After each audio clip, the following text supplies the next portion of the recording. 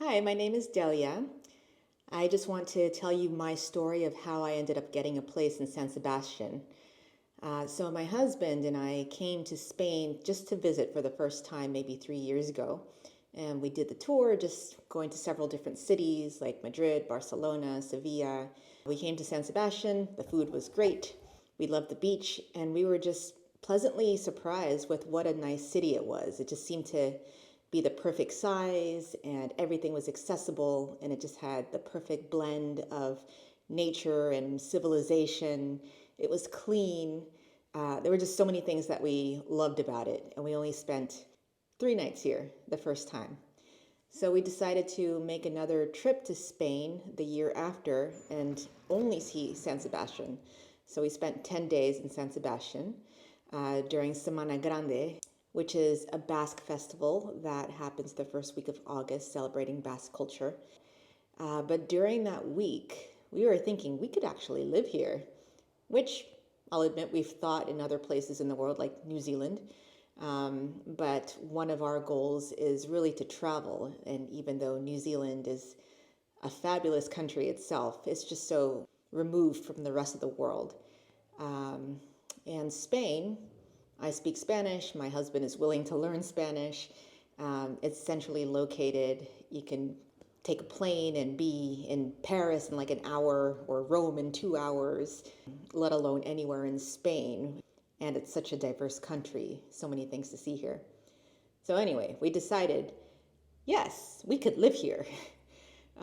So, as we were dreaming, we just decided to start looking at real estate listings, not really thinking too seriously that we'd find anything. We were just on vacation and in that honeymoon stage. But we ended up finding a really fantastic listing in San Sebastian, Donostia. I've gotten used to calling it, so I'm going to switch to Donostia, which is the Basque word for San Sebastian. So we found a great place, and I called the agent on the listing, and he said that the listing had been sold. But we went ahead and just found a buyer's agent just to keep that communication in case anything else popped up. So I reached out to a company called Real Estate San Sebastian, RESS, and we had a meeting the day before we left our vacation with the realtor. His name was Mikel. So on the day that we met with Mikel, I think it was the same day, we saw that the listing that we had been interested in and that we were told was sold was still available. So Mikel made a phone call. He spoke with the agent, and it turned out that the other buyer fell through or the seller didn't want to sell for whatever reason. So we flew back to the States, and a few days later, we get a message on WhatsApp from Mikel stating that if we really want this place, the seller is willing to sell it to us if we provided all this documentation and a deposit in the next day, really. So it was a little bit scary. I didn't know if we were going to be scammed, but we met him in person. It was an established real estate company, so I thought it would be okay. So went ahead, submitted all the paperwork he needed and the deposit by the next day, and lo and behold, we entered into a contract for this property. So yeah, that was a very exciting and scary process.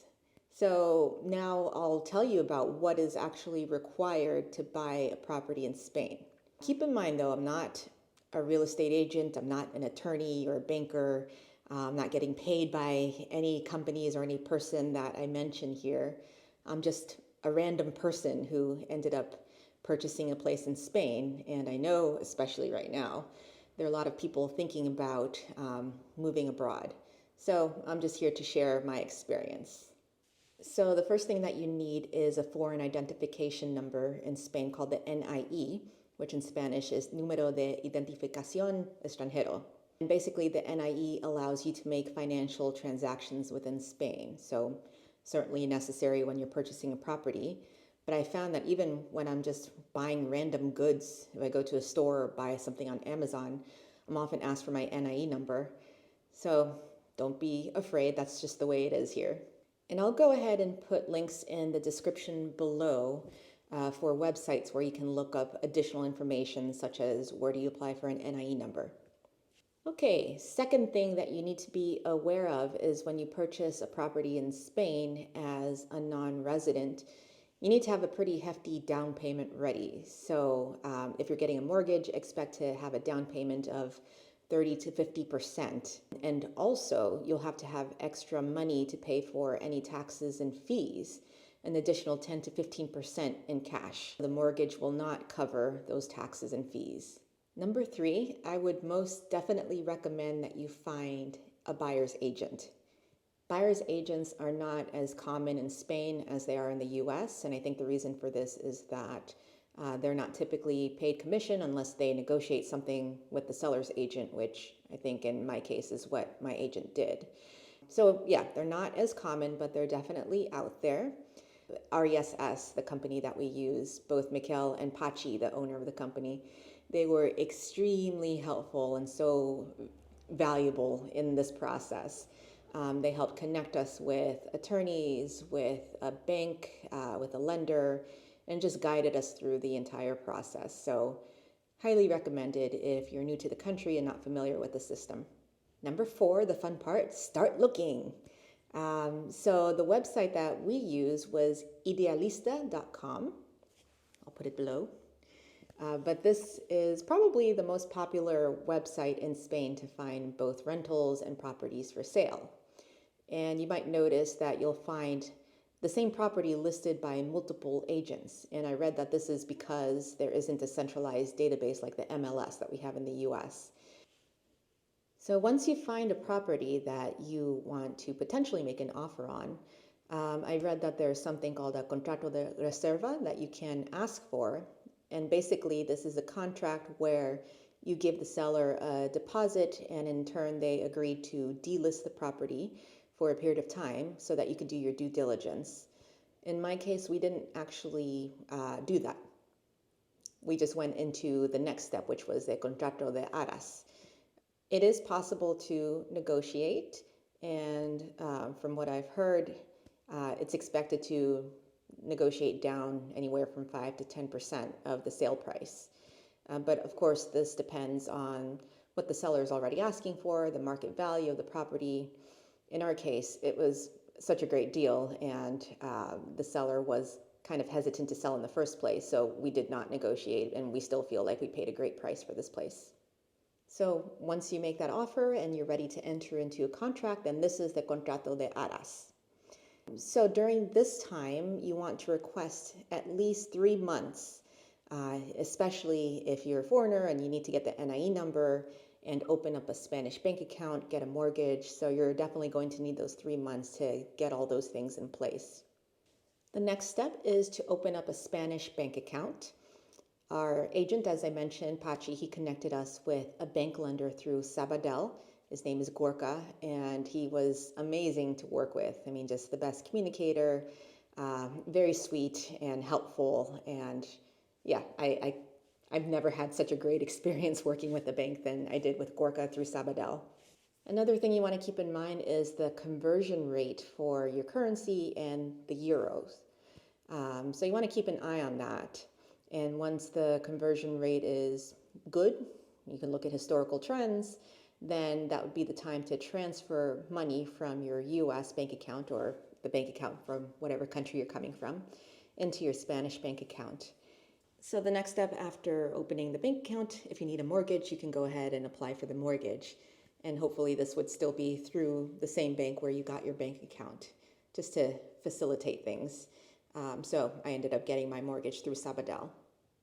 If you get a mortgage, the bank would likely require an official appraisal. And that's something that you would have to pay for out of pocket. It's usually less than 1,000 euro. I read that it can range from about 300 to 1,000 euro. You might also be required to obtain property insurance if you get a mortgage, which I did directly through Sabadell. They also offered insurance. I feel like this is becoming an ad for Sabadell. I did have a great experience. Okay, so once you have your mortgage, NIE, everything is in place and good to go, the appraisal is done, due diligence is done, then you're ready for signing. So there isn't escrow here. So basically, you show up to the notary's office along with every party involved. So in my case, that included my agent, the bank lender, the notary, the seller, and also my real estate attorney. So we were all around a table. I signed the paperwork. Everything was explained to me by the notary. I met the seller for the first time. And then I handed the seller the official check from the bank, and he handed me the keys. So the process for us from start to finish in making the offer to getting the NIE, mortgage, and closing on the home took about a little less than 4 months. So this whole process took place remotely from the US because we didn't even see the property, actually.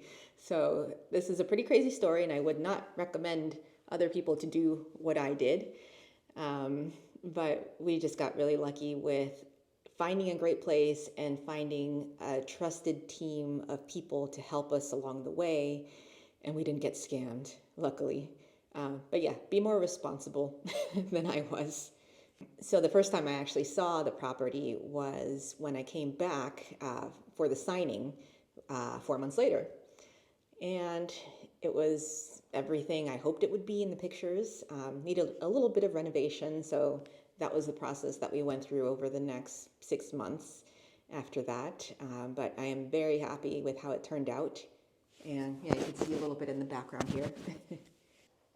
Something else to keep in mind, if you are planning to buy a property in Spain to use as an Airbnb, you might not be able to. A lot of regions in Spain, they have their own laws, and a lot of them are requiring tourist licenses assigned to the property.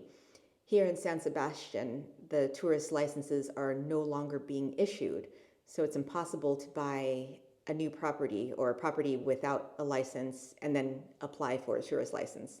So the only way you can get one is if you find a property that already had a license.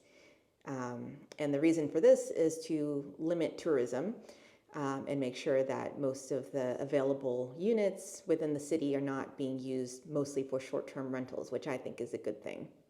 And another very important thing is that if you do plan to live here, you need to have a certain visa. So there are several different types of visas, and I'll put a link in the description below to a website that tells you about the different types of visas you can obtain in Spain. So that's it. That's what my husband and I did in order to get this property in Spain. If you subscribe to my channel, I'm going to post more videos that are basically about my experience as an immigrant here in Spain, learning about the culture, integrating into the community, and having adventures along the way. Thank you for watching.